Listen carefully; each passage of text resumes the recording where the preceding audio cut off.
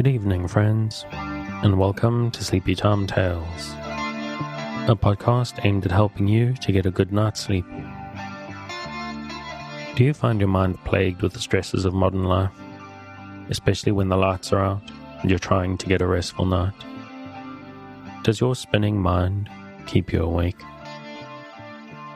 Follow my voice down the path towards a good night's rest. Listen to me tell a story that will keep your mind from wandering to your daytime problems, the ones you can't solve right now, and will be easier to solve well rested. Listen to my voice and allow yourself to drift, following the twists and turns of the story, but slowly letting go and drifting into sleep. Let my voice wash over you at a comfortable volume, and allow yourself to be distracted from the stresses and worries that play on your mind. Whether you need help falling asleep or going back to sleep in the middle of the night, you can trust me to keep you company and to help you wake up tomorrow in a rested state. You may need to try out Sleepy Time Tales for a few nights to get used to the slightly strange idea, but I believe it will be well worth your while. And I'm here to work with you, to create a safe space, a cocoon in which you can curl up and allow nature to take its course. So if you're still with me, thank you for staying. If you're already asleep, we'll chat again soon. And of course, you aren't hearing me, except maybe in a dream. Before we get on with the story, I'd like to ask for a couple of minutes of your time. First up, I'd like to thank Brian for signing up to the Patreon. Thank you, Brian, for your support. I'm very grateful and glad that the podcast is helping you and that you've been moved to help me out. And also thank you to the folks who have made very kind contributions via the tip jar. Craig, Susan, and Casey have all thrown a little something in there, and I appreciate that very much. I'm very glad that I can help folks get a good night's sleep. And I'm very grateful for everyone who listens. And I'm really grateful for those who can help me out financially, especially in these tough times for everybody. So thanks again to Brian, Susan, Casey, and Craig. Your help is going very far to help keeping this thing going. And if, like them, you find Sleepy Time Tales useful to help you to get a restful night, and you would like to keep it going out to thousands of insomniacs just like you, and very importantly, if you have the means, please consider signing up on the Patreon at patreon.com/sleepytimetales for various levels of support, or alternatively, just throwing a little something in the tip jar whenever you have a little bit of cash you find down the back of the couch cushions. That's up on the website and you can find it through there. So once again, thanks for listening. Thanks for those who support the show. And let's get on with the story. We return, after a very long break, to Women's Work in Music by Arthur Elson. One of Germany's greatest women composers was Emilie Meyer. Hers was a fortunate position, for she was always well provided for, and could exercise her powers without the need to think of the financial result. She was born in Friedland in 1812, her father being apotheker, a position of far more importance in German towns than that held by our pharmacists. Emilie showed the usual signs of musical talent and was given the best of teachers. After advanced work with Carl Lu, the great ballad composer, she entered the musical life of the German capital. Here she gave a concert as her introduction, playing the piano herself and making the program entirely of her own compositions. On this occasion were given a concert overture, a string quartet, Psalm 118 for voices and orchestra, and 2 symphonies, the Militaire and the B minor. This was an imposing array, but it was only a beginning, and her productive career continued until her death in 1883. Not all of her works have been published, but all show good thematic material and an unusual sense of musical form. The list includes many dances and songs, 2 string quartets, 2 piano quartets, 2 quintets, 10 piano trios, 8 violin sonatas, 12 overtures, Psalm 118 with orchestra, 7 symphonies, and an operetta. This is certainly an extensive catalogue for any composer.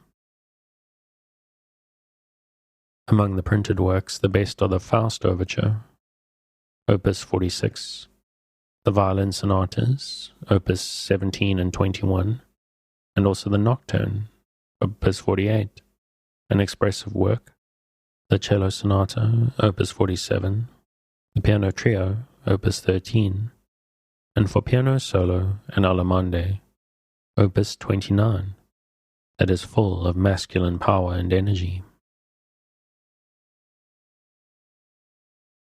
Agnes Bernoulli, a native of Berlin, was another woman who devoted herself to orchestral productions.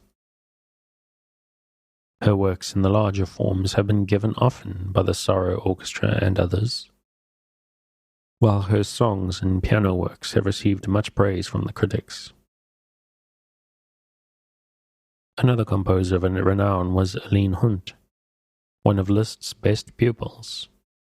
He was born in 1849 and died at the early age of 24. In her short career, she wrote a march for orchestra, a Champagner-Lied, or tenor solo, chorus and orchestra, selections for viola and violin with piano, a number of male choruses, and several songs and piano pieces. Theresa Schaefer has composed a festival overture for grand orchestra, besides many piano pieces and songs. Anna Benfree-Schubert wrote an overture for Gotz von Billingen, as well as incidental music to other plays and various chamber works. Nanette von Schaden, a native of Salzburg, composed 2 piano concertos, as well as numerous sonatas and rondos for piano. Constance von Buttenstein, besides issuing a number of songs and piano works, has published an Ave Maria for alto voice, with an orchestral accompaniment that is sometimes reduced to organ and string quartet. Among other symphonic writers, Nina von Stollenberg, a native of Austria, is credited with 2 symphonies. She has written other ambitious works, besides songs and male choruses of some merit. Agnes Turrell is another Austrian, having been born at Brunn in 1848. She pursued her studies at Vienna, where she became an excellent pianist, as well as a composer. Among her works are a symphony, 3 overtures, and a number of smaller orchestral selections, as well as some worthy piano pieces. Louisa Adolpha Lebeau, born at Rastatt in 1850, is undoubtedly one of the most gifted of living women composers, not only in her own country, but in the entire world. Her teachers include such famous names as Clara Schumann and Kaliwoda for piano, and Reinberger in composition. She is an excellent pianist, and has made frequent and successful tours to all the great cities of Germany. Her appearance at the Gewandhaus concerts in Leipzig is in itself a proof of her superior attainments in this direction. She often performs her own works, which are always successful. With the exception of symphony and opera, her compositions include practically every form used in modern music. Her Concerts Overture, Opus 23, first performed in 1882, has been repeatedly given in Germany. Her Festival Overture, also, has met with a warm reception. Her Piano Concerto, Opus 37, is another work that is frequently heard, while the Fantasia, Opus 25, for piano and orchestra, practically another concerto, is rich in musical beauty and contains a finale of exceptional strength. Among orchestral works with chorus, her oratorio, Ruth, Opus 27, is a work of extreme beauty, and one which has been heard in all the important cities of Germany, Austria, and Holland. The cantata Hademoth is another valuable work, showing great dramatic strength and an excellent handling of large choral effects. A concert aria for baritone and orchestra, Im Sangersaal, is also worthy of mention. It is her chamber music, however, that is responsible for her greatest triumphs. This is remarked by the utmost clearness of thought and theme, and shows a most pleasing originality. It has been highly complimented by such a great musician as Lachner, and one of her pieces for cello and piano carried off first prize in a competition at Hamburg in 1882, in which many noted composers had entered.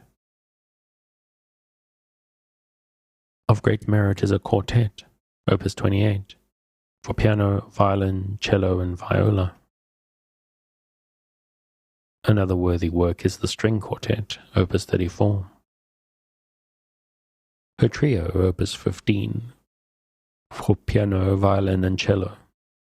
The cello sonata, Opus 17, and the violin sonata, Opus 10, have been classed with the very best examples of their kind. Her other works include a number of piano pieces, among them some excellent fugues, 3 solos for the humble and seldom heard viola, and a lovely romance for violin and piano. A number of other German women have attained prominence through their concerted music. Josephine Kanzler, born at Tols in 1780, wrote 2 string quartets, besides piano sonatas and songs. She was a pupil of the famous Abt Vogler. Helene Liebmann, about 15 years later, produced several quartets of the same sort, as well as 2 piano trios and a number of violin sonatas, piano pieces, and songs. Clementine Butter has published a Melodie religieuse for voice, piano, cello, and organ. Louise Kern has shown a fondness for combining violin, organ, and piano. Louise Langhans, maiden name Jaffa, born at Hamburg in 1826, is usually given an honorable place in the German lists of women composers. She studied with Robert Schumann at Düsseldorf and became famous as a pianist. Her compositions, not all published, include several string quartets, a piano trio, sonatas, choral works, fragments of an opera, and a number of effective piano pieces. Among contemporary composers, Matilda von Krelke has published a piano trio of some interest. Of the women who have attempted large choral works, there are several besides those already mentioned.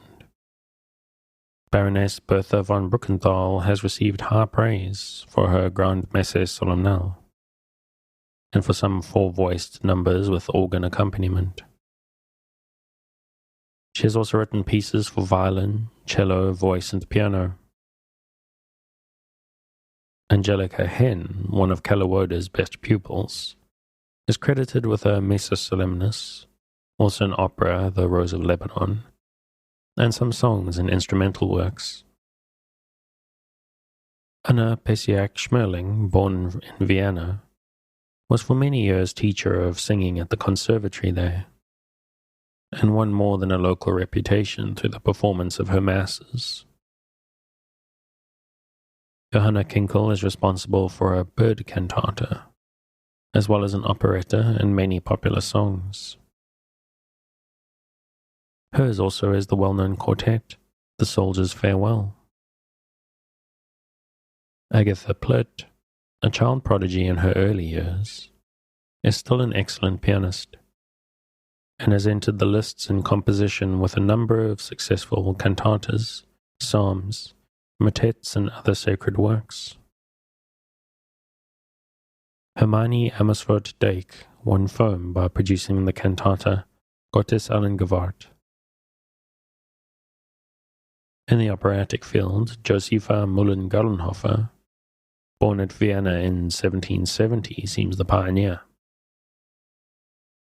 Besides her opera, Der Heimlichbund, she published a string quartet and many pieces for the harp, upon which she was an excellent performer. Caroline Wiesneder of Brunswick deserves notice for her aid to the blind, for whom she started a successful music school. Her 2 operas and several melodramas were published after her death. August Gutze, born at Weimar in 1840, grew up to success as a singer of German lieder and founded an opera school at Dresden. Of her operas, Susanna Montfort, Magdalena, and Eine Heimfahrt have been frequently performed. Elisa Schmeitzer has composed the opera Otto der Schütz, and besides a number of songs, Tekla Griebel has had her opera Schön Karen produced twice within recent years. Elisa Bachmann published a melodrama, Die Macht der Musik, also some songs and piano pieces in the popular vein. Among less important works, the Countess Ahlefeld issued the ballet Tillamook und Calypso in 1794. Julie von Pilstifter, born in 1840, is author of the grand ballet Vogeleins Morgengruß and the dramatic scena Agneta, which have pleased Wiesbaden audiences, also a number of piano selections and songs. Among those who have written for the violin, Francesca Lebrun, one of the earliest, was born at Mannheim in 1756. A remarkably great singer and accomplished pianist, she won laurels in compositions by her musicianly piano trios and her sonatas with violin accompaniment. Pauline Fichtner, born in 1847, became one of Liszt's pupils and won many public triumphs as a pianist. Her works, mostly piano pieces and songs, contain 2 fantasies for violin and piano. Marie Hendrik Merter, 5 years younger, is the author of an excellent piano trio. Besides the usual song and piano selections, Mary Clement has written a violin sonata and shorter pieces that have won encomiums from no less a man than Max Bruch. Henrietta Heidenreich has composed a number of violin pieces, and Matilda Heim-Brehm has done the same. The Countess Stephanie Rabely von Brandt wrote a violin sonata, also several piano works, and incidental music to Die Schöne Melusine. In the field of piano music, Emily Belleville-Uri is worthy of mention. Born at Munich in 1804, she made that city her residence until her death in 1880. She became extremely proficient as a pianist and won many public triumphs. In one of Robert Schumann's criticisms is an interesting comparison between that of her work and that of Clara Schumann. They should not be compared, says the great critic. They are different mistresses of different schools.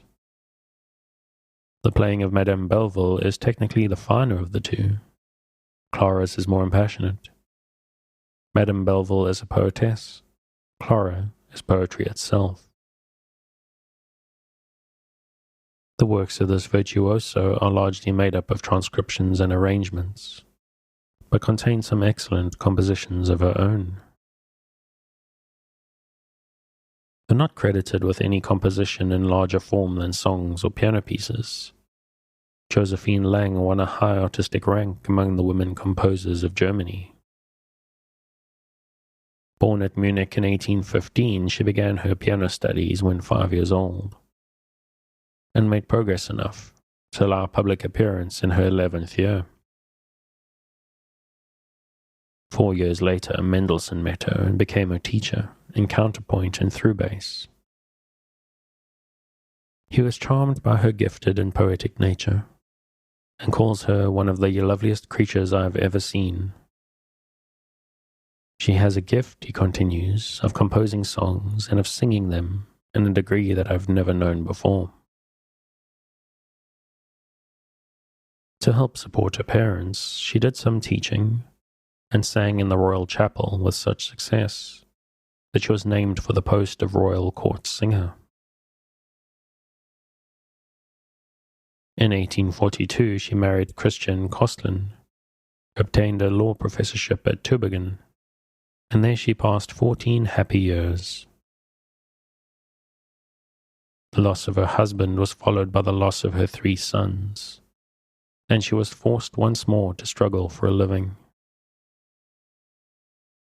In this later period of trial and success, she published most of her compositions.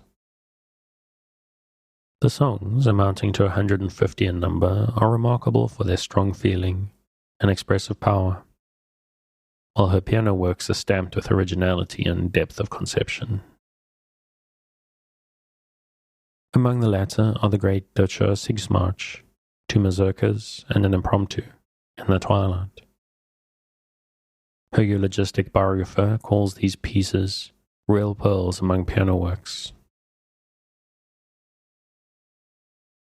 Delphine von Scharoth was another brilliant pianist, much praised by Schumann and excessively admired by Mendelssohn. A Sonata Brilliant and a Capriccio are among her best works. Minna Brinkmann is a voluminous writer of pieces in lighter vein. Lena Rahman has won fame by her literary work, but has published several worthy compositions also. Constance Geiger, who appeared at Vienna as an infant prodigy when 6 years old, has written several piano pieces, also an Ave Maria for soprano, chorus and organ. Marie Wieck, Clara Schumann's younger sister, has composed a few excellent piano pieces and a number of songs. Sophie, Countess of Bodessin, has published various etudes, nocturnes, and other piano works. Josephine Amann is another German piano composer. More familiar to the American public is Adele Auster, a pupil of Liszt and Kullak, who has established her reputation as a pianist. She has composed several piano suites and a concert etude, besides a number of successful songs. Adele Lewing is another pianist residing in America, who has produced vocal and instrumental pieces. Among other composers of songs may be mentioned Louise Reichert, whose father was chapelmaster to Frederick the Great. Her works are mostly sacred in character. Marie Borna Sandrini, who lived at Dresden before entering on her career as a famous opera singer, wrote a popular Ave Maria, besides other melodious songs. In the domain of sacred music, Louise von Vigny has done some good work. Ida Becker has won well-deserved success with her children's songs, which are inimitable in their way. Her cantata, Die Heilige Nacht, for soloists and chorus, is often heard.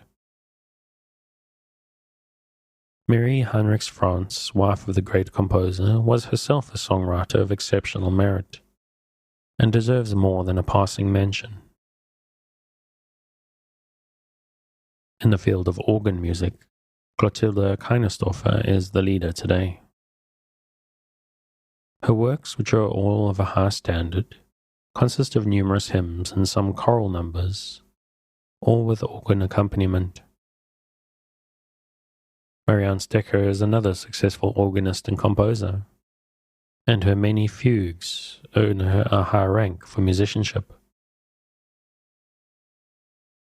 Of earlier date was Judith Bachmann, who flourished at Vienna near the close of the 17th century. She is credited with a number of organ fugues as well as a piano sonata. Coming to the less usual instruments, Ottilie Heinke, who lives in Berlin, has composed 2 cello romances, besides worthy piano music. Sophie Seipt of Cologne has also published a number of cello pieces. Caroline Kramer became a virtuoso on the clarinet and wrote a good many pieces for that instrument. Teresa Winkel was a famous harp player of the early 19th century and published 3 sonatas for harp and violin. Nina Eschborn has composed a number of pieces for the harp, besides songs and duets. Fanny Christ and Ida Zauberter have become noted as zither players and have written many compositions for that instrument. Chapter 8. France. Famous among women composers of all nations is Cecily Louise Stephanie Chaminade. She was born at Paris in 1861 of a family that was well endowed with musical taste. In childhood, she made the piano her favorite companion, and while other girls were devoted to their dolls, she would try to express in tones the simple emotions that moved her. There are some gifted mortals who can think in music, whose joys and sorrows translate themselves naturally into melody. Cecily Chaminade was one of these. So earnestly did she devote her childish days to music, that before the age of 8, she was already able to show some attempts of her own at composition. These juvenile works, which consisted of sacred pieces, were of such interest to the composer Bizet, that when he heard them he advised her parents to give her a complete musical training, and predicted a brilliant future for her. In spite of their fondness for the art, the parents had no inclination to see their child upon the thorny and toilsome path of a musical career. Meanwhile, the young girl devoted herself to the piano with utmost ardor, and continued her efforts at composing. When at last some of her pieces were judged worthy of performance in the church at Fessenet, her parents were persuaded to let her follow her inclinations. Her father insisted, however, that her general education should not be sacrificed, and the result was several years of hard work. Her teachers were Le Courbet in piano, Savard in harmony, counterpoint and fugue, Marsick in violin, and Benjamin Goddard in composition. Under these she made rapid progress, and in fact the latter part of her education consisted in playing chamber music with Marsick and Delsarte. Her own debut as pianist took place when she was 18, and gave a chance for the performance of a few of her compositions. These were so effective that they occasioned the often quoted remark of Ambrose Thomas: "This is not a woman who composes, but a composer who happens to be a woman."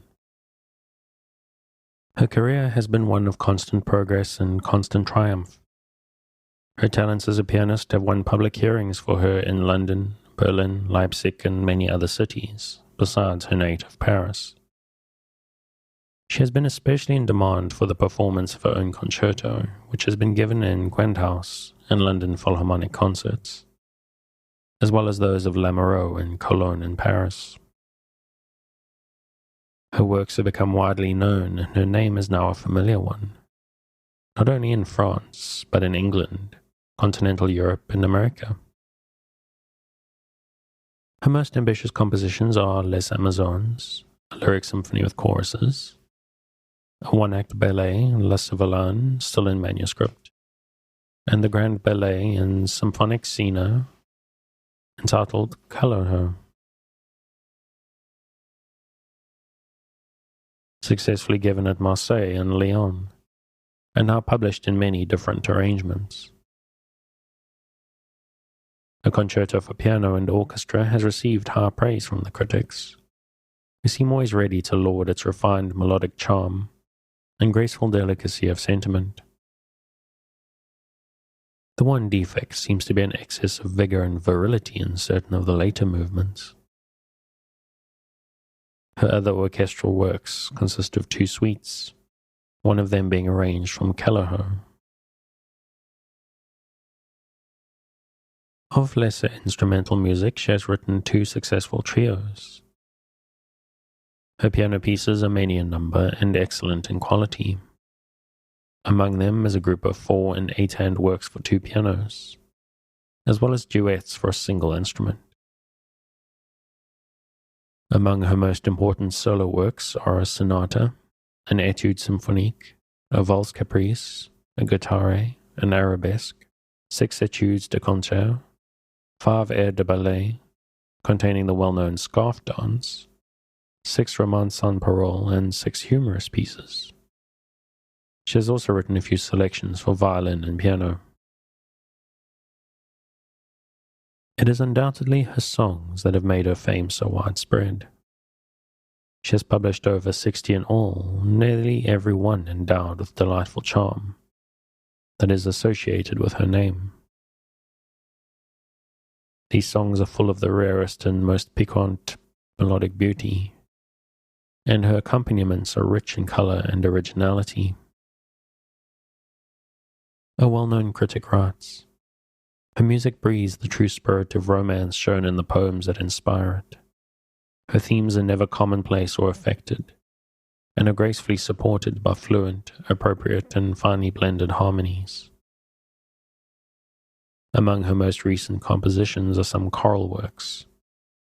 3 of these, for orchestra and old style, being of a special interest. Her Pardon Breton, Noël de Marin, and Angelus for orchestra are also worthy of mention, as well as her set of 6 poems evangeliques. She is now at work upon a 3-act lyric drama. Augusta Mary Ann Holmes was born at Paris in 1847. Of Irish parentage, she afterwards became naturalized as a Frenchwoman. Her family were much opposed to a musical career and insisted on her giving it up. They did not approve of any artistic pursuit for her, but allowed her to take up painting as the lesser evil. Her love for music overcame all obstacles, and she soon began to appear as a child prodigy in public and private concerts. Her early compositions took the form of songs, but when only 11 she conducted a quick step of her own, played at Versailles by an artillery band. Her really great works, however, did not appear until many years later. Her first opera, Hero et Leandre, was successfully produced in 1874, and the psalm In Exitu appeared at about the same time. In the next year, she became a pupil of Franck, whom she considers her real master. And after that, great works came thick and fast. An Andante Pastoral from an unpublished symphony met with a favorable reception. Then came the symphony Lutisse, which was second only to works of Dubois and Goddard in Paris competition. This was followed by the symphonic poem Poloni. Meanwhile, she made another effort to win a prize with her lyric drama, Les Argonauts. Out of 24 votes, she received 9, her partisans being the best-known musicians on the jury. Next came the symphonic poem Elande and Vision de Sainte-Therese for voice and orchestra. The symphonic ode Pro Patria Ludus, inspired by a painting of Puvis de Chavannes, and the great Ode Triomphale, given at the exposition in honor of the centenary of 1789.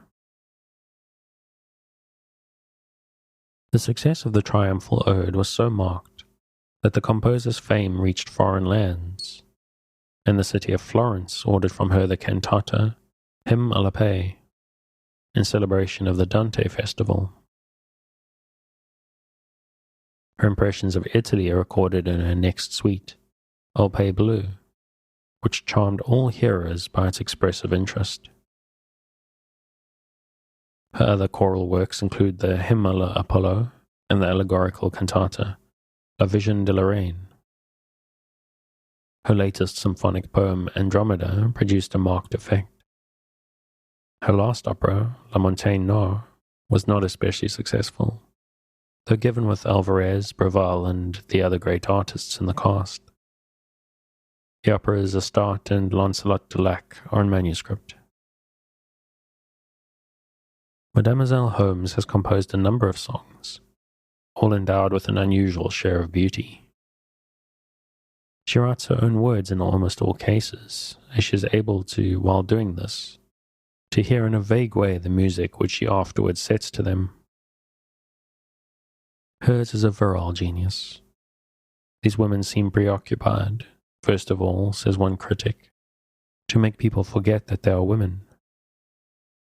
Whatever Mademoiselle Holmes may do, or whatever she may wish, she belongs to the French school by the vigor of her harmony, her clearness, and the logic of her conception and exposition. Imbert, who has written a biographical sketch of her, says, "The talent of Augusta Holmes is absolutely virile, and nowhere in her works do you find the little affectations which too often disfigure the works of women. With her, nobility of thought and sentiment take first place. She worships the beautiful, and her muse has sung only subjects that are worthy of being sung. She is masterly in her ease, and all the resources of orchestration are known to her." And I think I'm going to leave it there. The author and commentators are a little bit patronizing to many female composers, as it turns out. But still, overall, it's a very interesting topic, I think. So if you'd like to pick up where I'm leaving off, you can, as always, find it on Project Gutenberg at the link in the show notes. Thanks for joining me on tonight's episode of Sleepy Time Tales, the podcast designed around a bedtime story to help you to get a restful night. New episodes will be released every Sunday night to give you something fresh to help you rest in a new week. But make sure to follow or subscribe in whatever service you use so that you get your new episodes whenever they come out. Good night and sweet dreams.